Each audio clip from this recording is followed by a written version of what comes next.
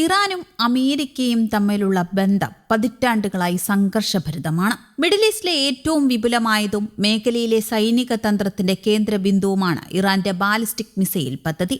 ആ ഇറാന് നേരെ അമേരിക്ക വീണ്ടും ഒരു ഏറ്റുമുട്ടലിന് ഒരുങ്ങുമോ എന്നാണ് ലോകരാജ്യങ്ങൾ ഉറ്റുനോക്കുന്നത്.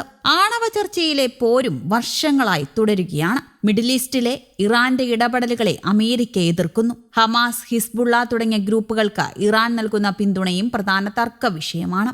അതിനിടെ ആണവ ചർച്ചകൾ പുനരാരംഭിക്കുന്നതിനുള്ള വ്യവസ്ഥകളെ ചൊല്ലി യുഎസും ഇറാനും തമ്മിൽ UN രക്ഷാസമിതിയിൽ വാക്പോര് കടുക്കുകയാണ്. നേരിട്ടുള്ള ചർച്ചകൾക്ക് തയ്യാറാണെന്ന് US വ്യക്തമാക്കിയപ്പോൾ നീതിയുക്തമായ ചർച്ചയല്ല US ആഗ്രഹിക്കുന്നത് എന്നും മുൻകൂട്ടി നിശ്ചയിച്ച കാര്യങ്ങൾ അടിച്ചേൽപ്പിക്കാനാണ് ശ്രമിക്കുന്നത് എന്നും ഇറാൻ പ്രതികരിച്ചു. ഇറാനുമായി ഔദ്യോഗിക ചർച്ചകൾക്ക് US തയ്യാറാണ്. എന്നാൽ നേരിട്ടുള്ള അർത്ഥവത്തായ സംഭാഷണത്തിന് ഇറാൻ തയ്യാറായാൽ മാത്രമേ അത് സാധ്യമാകൂ.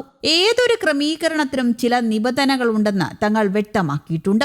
ഇറാനുമായി ഔദ്യോഗിക ചർച്ചകൾക്ക് USഉം തയ്യാറാണ്. എന്നാൽ നേരിട്ടുള്ള അർത്ഥവത്തായ സംഭാഷണത്തിന് ഇറാൻ തയ്യാറായാൽ മാത്രമേ അത് സാധ്യമാകൂ.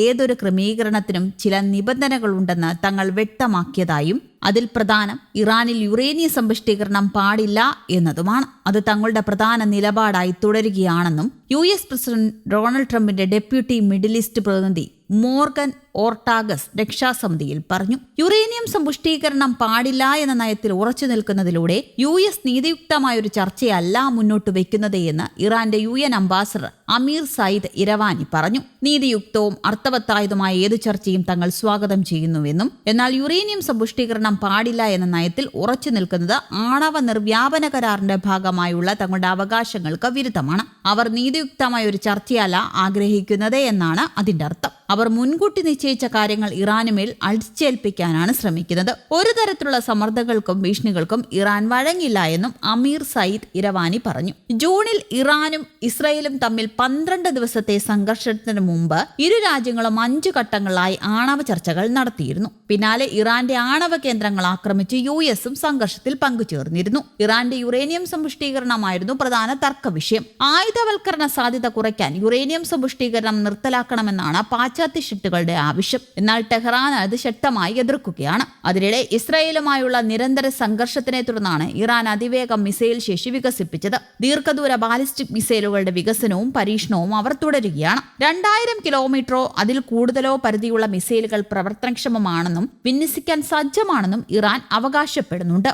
മിഡിൽ ഈസ്റ്റിനെയും യൂറോപ്പിന്റെ ചില ഭാഗങ്ങളെയും ആക്രമിക്കാൻ ശേഷിയുള്ള നൂതന മിസൈലുകൾ കൈവശമുണ്ടെന്നാണ് അവകാശവാദം. ഹൈപ്പർസോണിക് മിസൈൽ സാങ്കേതികവിദ്യയിൽ പുരോഗതിയുണ്ടെന്നും അവകാശവാദങ്ങളുണ്ട്. ദീർഘദൂര മിസൈലുകൾ വികസിപ്പിക്കുന്നുണ്ടെന്നും 10,000 കിലോമീറ്റർ പരിധിയുള്ള ഇന്റർ കോണ്ടിനെന്റൽ ബാലിസ്റ്റിക് മിസൈൽ വിന്യസിക്കാൻ സജ്ജമാണെന്നും റിപ്പോർട്ടുകളുണ്ട്. പക്ഷേ ഇക്കാര്യത്തിൽ അന്താരാഷ്ട്ര സമൂഹം ചില സംശയങ്ങൾ പ്രകടിപ്പിക്കുന്നുണ്ട്. ഇറാന്റെ മിസൈൽ പദ്ധതി പ്രധാനമായും നിയന്ത്രിക്കുന്നത് ഇസ്ലാമിക് റവല്യൂഷണറി ഗാർഡ് കോർപ്സും എയ്റോസ്പേസ് ഇൻഡസ്ട്രീസ് ഓർഗനൈസേഷനുമാണ്. മിസൈൽ കൃത്യത, പ്രത്യാക്രമണങ്ങൾക്കെതിരായ അതിജീവന ശേഷി എന്നിവ മെച്ചപ്പെടുത്തുന്നതിനാലാണ് പ്രധാന ശ്രദ്ധ ചെലുത്തുന്നത്. ദ്രാവക കര ഇന്ധന മിസൈലുകളുടെ വികസനവും പദ്ധതിയിൽ ഉൾപ്പെടുന്നു. അതേസമയം മിസൈൽ ഉൽപാദനവും അനുബന്ധ സാങ്കേതിക വിദ്യകളും തടയുന്നതിന് ആഗോളതലത്തിൽ ശക്തമായ ഉപരോധം ഏർപ്പെടുത്തിക്കൊണ്ട് പാശ്ചാത്യ രാജ്യങ്ങൾ തിരിച്ചടിക്കുകയാണ്. 2000കളുടെ തുടക്കത്തിൽ തന്നെ സാങ്കേതിക കൈമാറ്റം തടയുന്നതിനായി അമേരിക്ക ഉപരോധങ്ങൾ ഏർപ്പെടുത്തി. ഉപരോധങ്ങളും UN നിയന്ത്രണങ്ങളും ഉണ്ടായിരുന്നിട്ടും ബഹിരാകാശ വിക്ഷേപണ സാങ്കേതിക വിദ്യകളുമായി മിസൈൽ വികസനം സംയോജിപ്പിച്ചുകൊണ്ട്